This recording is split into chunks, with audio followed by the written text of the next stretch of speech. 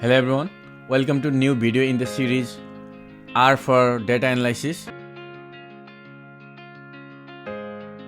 In this video I'm going to talk about how we can change the font size in R Studio console. Sometimes it is very difficult to view the fonts in the console because the font size is very small. So let's go ahead and move to R Studio and see it. Welcome to R Studio. Today I'm going to show you how we can increase or decrease the size of the font in R console in R Studio.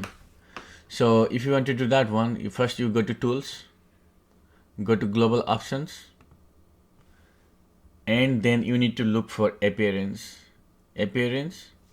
and you can change the font also, and at the same time you can change the size of the font. So it is 12, and if you want to increase it, then you can go to like 14 or 16. I think 16 is a good number, so we can use 16 and see how it does.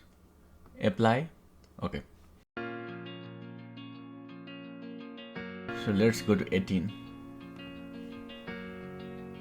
Apply. Okay, so this will help me in making R Studio tutorial videos, and I can show the commands more clearly and it will be more visible in the video.